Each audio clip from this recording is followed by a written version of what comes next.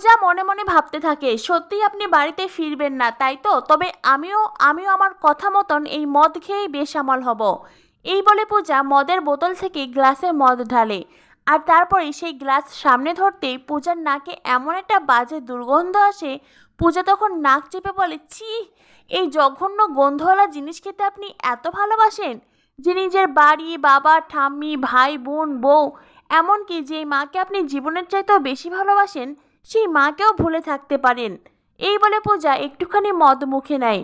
আর তারপরে বলে, ইয়ে মাছি, এত বাজে গন্ধ, তারপরে এত বাজে খেতে, এ তো পান করার অযোগ্য। এই জিনিসটা আপনি এত ভালোবেসে খান, ছি। তবে হ্যাঁ, আমি যখন একবার বলেছি আমি এইটা খাবো, তার মানে আমি খাবোই, আমাকে খেতেই হবে। এই বলে পূজার নাক চেপে এক গ্লাস মদ খেয়ে নেয়। মদ খাওয়ার পরেই পূজার গলাতে জ্বালা পড়া শুরু হয়ে যায়। পূজা গলাতে হাত দিয়ে বলে, আমার গলা পুরো জ্বলে যাচ্ছে আর গাটাও গোলাচ্ছে, বমি বমি পাচ্ছে। কি খেলাম এটা, আমি এটা কি ছিল? এই বলে পূজা ভীষণ কষ্ট পেতে থাকে। পূজা বলে, না, যতই কষ্ট হোক আমার, তারপরে আমি পুরো বোতল শেষ করব।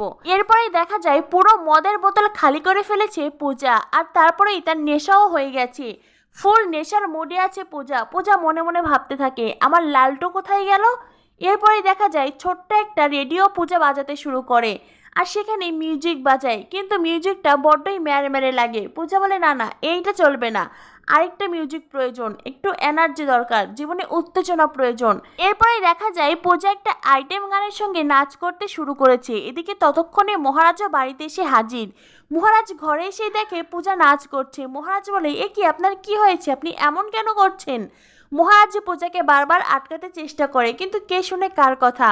পূজা তো পারলে মহারাজের হাত ধরেই নাচ করতে শুরু করে। পূজা কাঁপা কাঁপা পায়ে বিছানার উপরে উঠছে, আবার সেখানে উঠে নাচছে, আবার নাচ করতে করতে পড়ে যেতেও চাইছে। মহারাজের কোনো কথাই পূজার কানে যাচ্ছে না, পূজা কারো কোনো কথাই শুনছে না। পূজা আপন মনে নাচ করে যাচ্ছে। তখনই মহারাজ দরজা বন্ধ করে দেয়। এরপরে